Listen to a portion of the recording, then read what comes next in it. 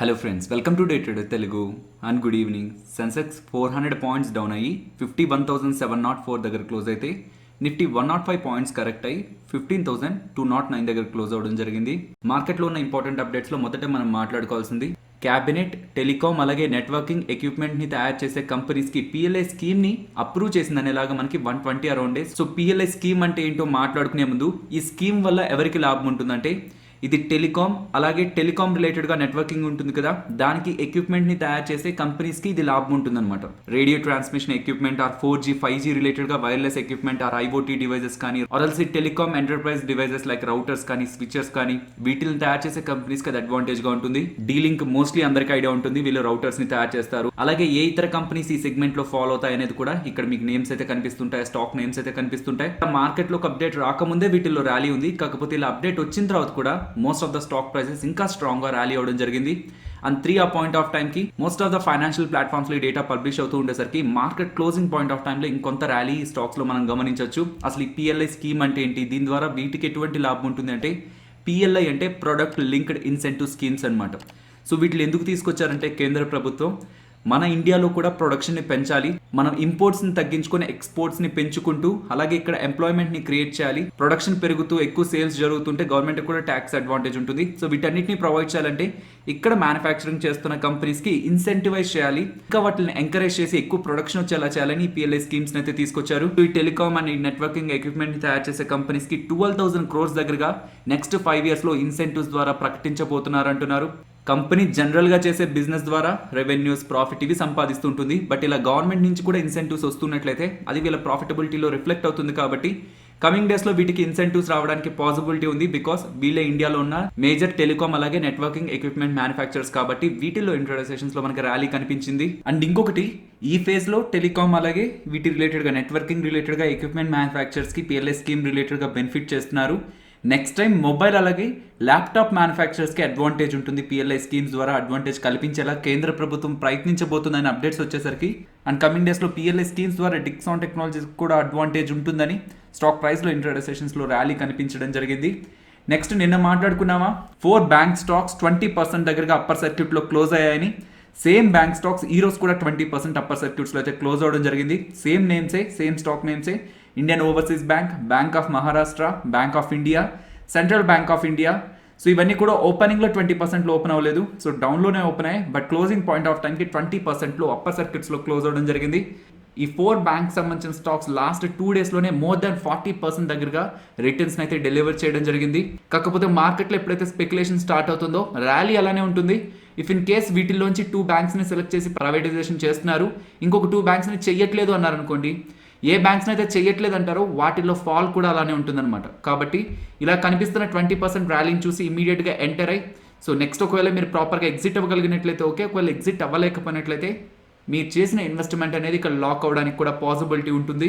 Next IndusInd bank గురించి మాట్లాడుకోవాలి. ఇక్కడ 2 ఇంపార్టెంట్ అప్డేట్స్ ఉన్నాయి. సో విడివిడిగా మాట్లాడితే మొదటిది ఇండస్ఇండ్ బ్యాంక్ ప్రమోటర్స్ అయిన హిందూజా గ్రూప్ వాళ్ళకి ఇండస్ఇండ్ బ్యాంక్లో 14.6% వాటా దగ్గరగా ఉంది.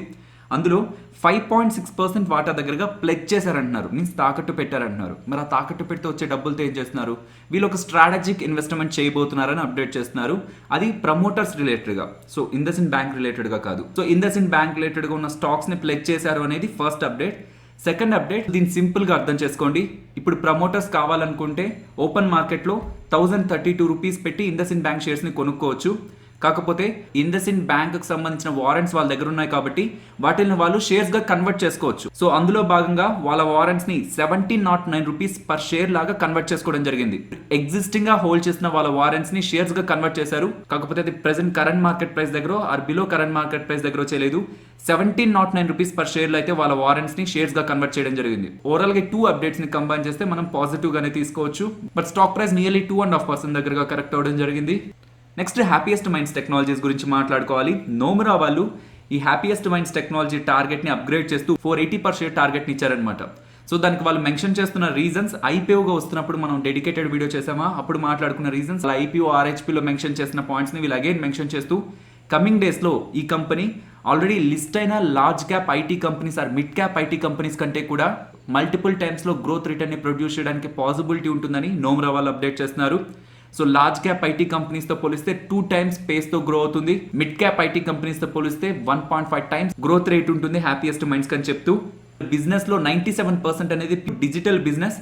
అదే మీరు ఆల్రెడీ లిస్ట్ అయిన కంపెనీస్ ని తీసుకుంటే 40-50% మాత్రమే వాళ్ళు డిజిటల్ ప్లే చేస్తున్నారు. సో ఇలాంటి అడ్వాంటేజ్ హ్యాపీయెస్ట్ మైండ్ టెక్నాలజీస్ ఉంది. కాబట్టి హ్యాపీయెస్ట్ మైండ్ టెక్నాలజీ ఒక గ్రోత్ ని ఐటీ కంపెనీస్, ఆల్రెడీ లిస్ట్ అయిన ఐటీ కంపెనీస్ కంటే కూడా మనం ఎక్కువగా ఎక్స్పెక్ట్ చేయొచ్చని హ్యాపీయెస్ట్ మైండ్స్ రిలేటెడ్ గా వాళ్ళు పాజిటివ్ కామెంట్స్ చేస్తూ 480 రూపీస్ పర్ షేర్ అయితే వాళ్ళ టార్గెట్ ని అప్గ్రేడ్ చేయడం జరిగింది. ఈ ఐపీఓ రిలేటెడ్ గా డెడికేటెడ్ వీడియో చేసినప్పుడు ఇది మేము లిస్టింగ్ గెయిన్స్ కోసం అప్లై చేస్తున్నాం, లిస్ట్ అయిన తర్వాత వచ్చే కరెక్షన్స్ లో కూడా ఈ కంపెనీని యాడ్ చేసుకోవడానికి రెడీగా ఉన్నామని అప్డేట్ చేశాను. నెక్స్ట్ టాటా గ్రూప్ వాళ్ళు బిగ్ బాస్కెట్ లో 9,500 crores దగ్గరగా ఇన్వెస్ట్ చేసి 68% దగ్గరగా వాటాను కొనబోతున్నారని అయితే ప్రెసెంట్ అప్డేట్ వస్తుంది. సో టాటా గ్రూప్ దగ్గర నుంచి సూపర్ యాప్ అనేది ఒకటి రాబోతుంది. దాంట్లో సాల్ట్ నుంచి సాఫ్ట్వేర్ వరకు అన్ని సర్వీసెస్ కూడా ఆ సూపర్ యాప్ లో ఉంటాయి. సో టాటా గ్రూప్ కి చాలా కంపెనీస్ ఉన్నాయి కదా, వాటికి సంబంధించిన అన్ని ప్రొడక్ట్స్ ని ఒకే అంబ్రెల్లాకి తీసుకొచ్చి అండర్ ఒకే యాప్ తీసుకొచ్చి ఒక రెవల్యూషన్ క్రియేట్ చేయాలని టాటా గ్రూప్ వాళ్ళు అయితే ప్రయత్నిస్తున్నారని ప్రీవియస్ కొన్ని మంత్స్ నుంచి కూడా మనకు అప్డేట్ వస్తుంది. అందులో భాగంగానే బిగ్ బాస్కెట్ రిలేటెడ్ గా 68% వాటాను కొన్నారని ప్రెసెంట్ అయితే అప్డేట్ ఉంది.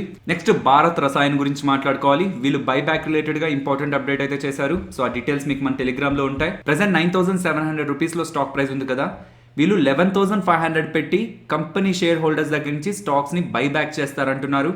సో దీని రిలేటెడ్ గా కంపెనీ 107 crores దగ్గరగా ఖర్చు పెడుతుంది అంటున్నారు. అండ్ దాంట్లో పార్టిసిపేట్ చేసే రీటైలర్స్ కి కొంత % రిజర్వేషన్ కూడా కల్పించారు.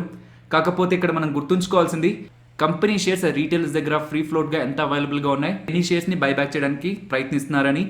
సో అలా మనం క్యాలిక్యులేట్ చేసుకుంటే యాక్సెప్టెన్స్ రేషియో నియర్లీ <20% దగ్గరగా వస్తుంది. బట్ మీకు గుర్తుందా, నిన్న సవితా టెక్నాలజీస్ వాళ్ళు బైబ్యాక్ ని అనౌన్స్ చేయబోతున్నారు February 19th అని మాట్లాడుకున్నాం. అండ్ ఇఫ్ మీరు ఆ బైబ్యాక్ లో పార్టిసిపేట్ చేయాలనుకున్నా, బైబ్యాక్ ఎక్స్పీరియన్స్ పొందాలనుకున్నా ఒక షేర్ ని కొనుంచుకోండి. సో దట్ కమింగ్ డేస్ లో బైబ్యాక్ లో పార్టిసిపేట్ చేసి ఎక్స్పీరియన్స్ గెయిన్ చేయొచ్చు అనుకున్నాం కదా. అది ఇంట్రోడక్ట్ సెషన్స్ లో 11% దగ్గరగా ర్యాలీ అయింది. ప్యాడ్ విత్ భారత్ రసాయన్ ఒకవేళ బైబ్యాక్ లో ఎక్స్పీరియన్స్ గెయిన్ చేయాలనుకున్న వాళ్ళు ఈ సవితా ఆయిల్ టెక్నాలజీస్ లో ఒక షేర్ ని కొనుంచుకుంటే ఆ బైబ్యాక్ లో పార్టిసిపేట్ చేయొచ్చు. నెక్స్ట్ మదర్సన్ సుమి వాళ్ళు 6th 5-year ప్లాన్ ని అనౌన్స్ చేయడం జరిగింది. మీన్స్ వాళ్ళు నెక్స్ట్ 5 years లో వాళ్ళ కంపెనీకి సంబంధించిన రెవెన్యూస్ ఆర్ వాళ్ళ బిజినెస్ ఎలా ఉండాలనుకుంటున్నారు అనేది వాళ్ళ గైడెన్స్ ఇవ్వడం జరిగింది అనమాట. నెక్స్ట్ 5 years లో వాళ్ళ రెవెన్యూస్ $36 billion గా చూడాలనుకుంటున్నారని, అందులో 40% ROCE ని జనరేట్ చేయాలనుకుంటున్నారని అయితే అప్డేట్ చేస్తున్నారు. అండ్ ఇక్కడ గమనించండి, వివిధ కంట్రీస్ లో వాళ్ళ బిజినెస్ ని చేస్తూ ఉంటారు. అండ్ వీళ్ళకి వివిధ కస్టమర్స్, కార్ మ్యానుఫ్యాక్చరింగ్ బ్రాండ్స్ కూడా ఉన్నాయి. అండ్ వీళ్ళు వేరియస్ కాంపోనెంట్స్ ని తయారు చేస్తున్నారు. సో ఏ ఒక కంట్రీ నుంచి కానీ, ఏ ఒక కస్టమర్ నుంచి కానీ, ఆర్ వీళ్ళు తయారు చేసిన ఒక కాంపోనెంట్ నుంచి కానీ వీళ్ళ రెవెన్యూస్ కి more than 10% కాంట్రిబ్యూషన్ రాకూడదు అంటున్నారు. ఎందుకంటే ఏ ఒక కంట్రీ ఆ కస్టమర్ కాంపోనెంట్ రిలేటెడ్ గా బిజినెస్ డిపెండెంట్ గా ఉండకూడదు. సో లెస్ దెన్ 10% మాత్రమే కాంట్రిబ్యూషన్ వీటి నుంచి ఉండాలని వీళ్ళ ప్లాన్ అంటున్నారు. అండ్ వీళ్ళకి వచ్చే రెవెన్యూస్ లో 75% రెవెన్యూస్ దగ్గరగా automotive industry means auto sector నుంచి రావాలనుకుంటున్నారని, అండ్ 25 న్యూ డివిజన్స్ నుంచి రావాలనుకుంటున్నారు అంటున్నారు. అండ్ వీళ్ళు ఇచ్చిన ఈ గైడెన్స్ రిలేటెడ్ గా ఉన్న ఫుల్ డేటాని, ఫుల్ PDF ని మీరు 12:20 అరౌండ్ మీరు మన టెలిగ్రామ్ ఛానల్లో గమనించవచ్చు. సో వాళ్ళ గైడెన్స్ తో పాటు రీసెంట్ రిజల్ట్స్ అండ్ ఇంకొంత డేటాని కూడా, స్టాటిస్టికల్ డేటాని కూడా PDF కాపీలు అయితే అప్డేట్ చేశారు. వీళ్ళు ఇచ్చిన ఈ పాజిటివ్ గైడెన్స్ తో ఇంట్రోడక్ట్ సెషన్స్ లో స్టాక్ ప్రైస్ నియర్లీ 6% దగ్గరగా ర్యాలీ అవడం జరిగింది. అండ్ ఈ మదర్సన్ సుమి రిలేటెడ్ గా చేసిన డెడికేటెడ్ వీడియోలను, అలాగే 25,000 రిలేటెడ్ గా మీకు నేను పోర్ట్ఫోలియోని ఎక్స్ప్లెయిన్ చేసినప్పుడు కూడా ఎంటైర్ ఆటో సెగ్మెంట్ రిలేటెడ్ గా టాటా మోటార్స్ మదర్సన్ సుమినే మేము సెలెక్ట్ చేయడానికి రీజన్స్ నేను మీకు ఎక్స్ప్లెయిన్ చేశాను. ఇవి రిస్కీయే, బట్ రివార్డ్ ని కూడా అలానే ఇస్తాయన్నమాట. నురేకా IPO ఒక సబ్స్క్రిప్షన్ ఈ రోజుతో క్లోజ్ అవడం జరిగింది. ఓవరాల్ IPO నియర్లీ 40 times దగ్గరగా ఓవర్ సబ్స్క్రైబ్ అవడం జరిగింది. సో IPO రిలేటెడ్ గా present grey market premium nearly 25% run అవుతుంది అనమాట. నేను IPO వీడియోలోనే మెన్షన్ చేశాను, ఇది T2T సెగ్మెంట్ లో లిస్ట్ అవుతుంది. రైల్టెల్ గురించి మాట్లాడుకోవాలి. రైల్టెల్ ఒక గ్రే మార్కెట్ ప్రీమియం 50% దగ్గర నుంచి టైం టు టైం ఫాలో అవుతూ 14-15% దగ్గరగా మెయింటైన్ అవుతుంది. ఈవెన్ ఆ 15% దగ్గర కూడా యాక్టివ్ గా ట్రేడ్స్ అయితే కనిపించట్లేదు అంటున్నారు. నెక్స్ట్ నిఫ్టీ అలాగే bank Nifty support and resistance మాట్లాడుకోవాలి. 15,240 ఇంపార్టెంట్ లెవెల్. సో ఆ లెవెల్ బిలో ఉంటే అదే రెసిస్టెన్స్, ఆ లెవెల్ అబవ్ ఉంటే అదే సపోర్ట్. కాకపోతే అది కొంత నియర్ గా ఉంది కాబట్టి ఇఫ్ ఆ 15,240 లెవెల్ అనేది ఓపెనింగ్ టైంలో బ్రేక్ అయితే నేను 15,280ని రెసిస్టెన్స్ గా గమనిస్తున్నాను. So support 15,130. Bank Nifty support immediate గా 36,620. ఇఫ్ అది బ్రేక్ అయితే 36,240. రెసిస్టెన్స్ 37,180. ఇఫ్ అది బ్రేక్ అయితే 37,570. రేపు మనకి weekly expiry. Next Nifty option chain మాట్లాడుకుందాం ఫ్రెండ్స్. ఫిబ్రవరి మంత్లీ ఎక్స్పైరీ కాంట్రాక్ట్ డేటా, అలాగే March first week expiry contract data, ఈ రెండింటిని కూడా కంబైన్ చేస్తే అగైన్ సేమ్ రేంజే మెయింటైన్ అవుతుంది. 15,000 డౌన్ సైడ్ బ్రేక్ అవుదని, 15,500 టాప్ సైడ్ బ్రేక్ అవుదని. సో రెండింటిని కంబైన్ చేస్తే సిమిలర్ డేటా, ప్రీవియస్ గా మాట్లాడుకుంటున్న డేటానే మనకు కనిపిస్తుంది. కాల్ రేటర్స్ ఎక్కువగా 15,500 దగ్గర ఫోకస్ చేస్తున్నారు. పుట్ రైటర్స్ ఎక్కువగా 15,000 దగ్గర ఫోకస్ చేస్తున్నారు. సో ఫైనలీ ఇది ఫ్రెండ్స్ మన వీడియో. నచ్చిందా?